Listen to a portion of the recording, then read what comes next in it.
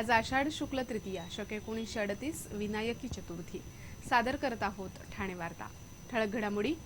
ठाण्यातील उड्डाण पुलाखालील मोकळ्या जागेचा उपयोग अनैतिक धंद्यांसाठी, कल्याणच्या चौघांचा 72 तास रिले स्केटिंग करण्याचा नवा विक्रम आणि ठाण्यातील रस्त्यांना पडलेले खड्डे बुजवण्यासाठी जेट पॅचअप या अत्याधुनिक तंत्रज्ञानाचा वापर, या आणि इतर घडामोडी विस्तृतपणे पण काही क्षणातच।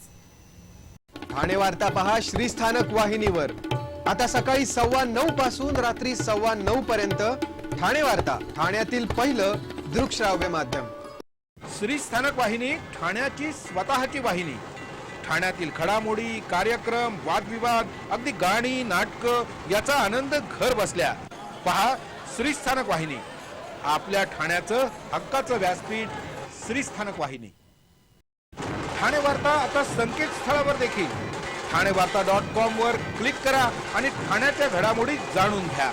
ठाण्यातील पहिलं ऑनलाईन माध्यम ठाणेवार्ता.com। नमस्कार मंडळी, दर रविवारी पाहायला विसरू नका। नमस्कार मंडळी, आपल्या प्रश्नांचं थेट उत्तर। ठाणे वार्ता पहा श्रीस्थानक वाहिनीवर। आता सकाळी 9:15 पासून रात्री 9:15 पर्यंत ठाणे वार्ता, ठाण्यातील पहिलं दृकश्राव्य माध्यम। ठाणे महापालिका क्षेत्रातील उड्डाण पुलांच्या मोकळ्या जागेत अनैतिक धंदे चालत असल्याचं महापौरांनी केलेल्या आजच्या पाहणीत दिसून आलं। ठाणे महापालिका प्रशासनातर्फे उड्डाण पुलाखालील जागेचं सुशोभीकरण आणि नागरिकांसाठी सेवा सुविधा उपलब्ध करून दिल्या जाणार आहेत। त्या पार्श्वभूमीवर महापौरांनी आज विविध उड्डाण पुलांखाली पाहणी केली। या पाहणी दौऱ्यादरम्यान उड्डाण पुलाखाली जुगार, दारूच्या पार्ट्या असे गैरधंदे चालत असल्याचं दिसून आलं। मानपाडा जंक्शन, वाघबीळ नाका येथील उड्डाण पुलाच्या खालील मोकळ्या जागेची महापौरांनी अधिकाऱ्यांसमवेत पाहणी केली। त्या ठिकाणी जॉगिंग ट्रॅक, खुल्या व्यायामशाळा, लहान मुलांसाठी खेळणी उद्यान, ज्येष्ठ नागरिकांसाठी विरंगुळा, कट्टा, शौचालय अशा विविध सोयीसुविधा उभारण्यासाठी आवश्यक ती कार्यवाही करण्याचे आदेश महापौरांनी प्रशासनाला दिले।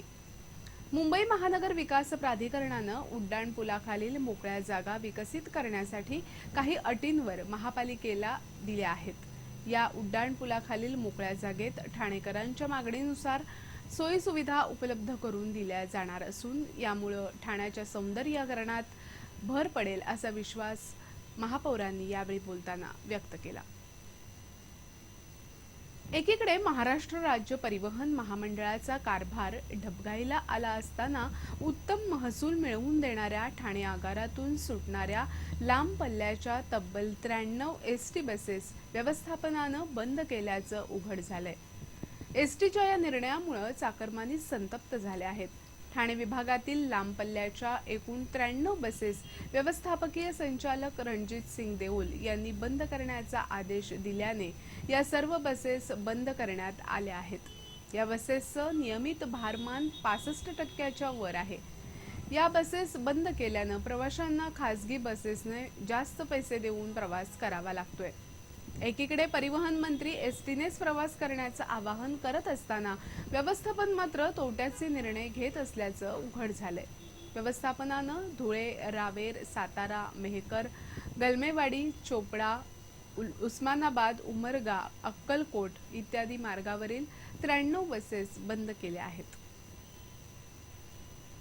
पुण्याच्या अखिल भारतीय मराठी साहित्य परिषदेनं ठाणे जिल्हा अध्यक्षपदी ज्येष्ठ साहित्यिक जयप्रकाश घुमटकर यांची बिनविरोध निवड केली आहे। जयप्रकाश घुमटकर यांनी ठाणे जिल्हा अध्यक्ष या नात्यानं आपली कार्यकारिणी जाहीर केली आहे। ठाणे जिल्हा उपाध्यक्ष म्हणून कवयित्री ललिता गवांदे, ठाणे जिल्हा चिटणीस म्हणून कवी बाळासाहेब तोरसकर, ठाणे जिल्हा कोषाध्यक्ष म्हणून कवी जयंत भावे, ठाणे जिल्हा संघटक म्हणून विद्या वाहुले, ठाणे शहर अध्यक्ष म्हणून सदाशिव देवकर, ठाणे शहर उपाध्यक्षा म्हणून भावना अत्रे, प्रणिता देवरे, बालसाहित्य विभागाच्या ठाणे शहर अध्यक्षा कवयित्री अनुपमा प्रधान यांची नियुक्ती करण्यात आली। पराग्वे येथील मल्टिपल शहरात आंचुक्षण येथे 11 ते 20 जुलै या कालावधीत होणाऱ्या जागतिक फुटसॉल स्पर्धेसाठी ठाण्याच्या प्रणव चनाना आणि संकेत पुंदापूर यांची निवड करण्यात आली आहे.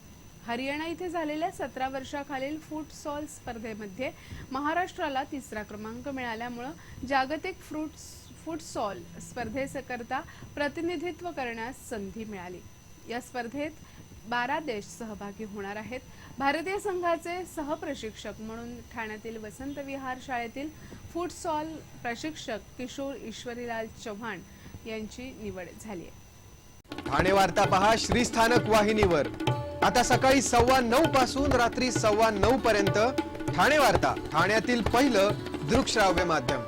आपला परिसर स्वच्छ आणि सुंदर ठेवण्यासाठी ठाणे महापालिकेत सहकार्य करा. ओला सुका कचरा वेगवेगळा जमा करा आणि रोगराईपासून मुक्तता मिळवा. ठाणे वार्ता आता संकेतस्थळावर देखील ठाणेवार्ता.com वर क्लिक करा आणि ठाण्याच्या घडामोडी जाणून घ्या. ठाण्यातील पहिलं ऑनलाईन माध्यम ठाणेवार्ता.com. डॉक्टर आणि रुग्णांचं पिढ्यानपिढ्यांचं जिव्हाळ्याचं नातं म्हणजेच डॉक्टर बेडेकर हॉस्पिटल. आता अत्याधुनिक सोयी सुविधा आणि तंत्रज्ञानयुक्त वंध्यत्व निवारण केंद्रात IVF आणि टेस्ट ट्यूब बेबीचीही सुविधा. डॉक्टर बेडेकर हॉस्पिटल, महर्षी कर्वेपथ, ठाणे. 65 वर्षांची निरंतर सेवा. ठाणे वार्ता पहा श्रीस्थानक वाहिनीवर. आता सकाळी 9:15 पासून रात्री 9:15 पर्यंत ठाणे वार्ता, ठाण्यातील पहिलं दृकश्राव्य माध्यम. कल्याणच्या RK स्केट क्लबच्या 4 जणांनी एकाच वेळी 72 तास स्केटिंग करून पंतप्रधान नरेंद्र मोदी यांच्या योजनांना प्रसिद्धी देण्याचा प्रयत्न केला आहे. बेळगावच्या शिवगंगा रोलर स्केटिंग क्लबमध्ये प्रीत गांधी, मारिश वर्मा, ओजस शिंदे आणि त्यांचे प्रशिक्षक ऋषभ कवेडिया या चौघांनी 72 तास रिले स्केटिंग करून नवीन विक्रम नोंदवला आहे. Swachh Bharat Abhiyan, Beti Bachao Beti Padhao, make in India, save energy save water, no smoking, global warming अशा पंतप्रधान नरेंद्र मोदी यांच्या विविध योजनांना प्रसिद्धी मिळवून देण्यासाठी त्यांनी हा विक्रम केला. या चौघांच्या या विक्रमाची नोंद India book of record, Asia book of record, Limca book of record, Indian achiever, unique achiever, world record of book आणि इंडिया बुक ऑफ रेकॉर्ड अशा 7 ठिकाणी नोंद झाली. या विक्रमामुळे या चौघांची थायलंड इथे होणाऱ्या आंतरराष्ट्रीय स्केटिंग स्पर्धेसाठी निवड झाली. कच्छ वागड समाजातील व्यक्ती व्यावसायिक असून त्यांना संरक्षण देण्याचं काम शिवसेना करेल. त्यांनीही वेळ आल्यावर शिवसेनेच्या खांद्याला खांदा लावून साथ द्यावी अशी अपेक्षा शिवसेनेचे पक्षप्रमुख उद्धव ठाकरे यांनी ठाण्यात बोलताना व्यक्त केली.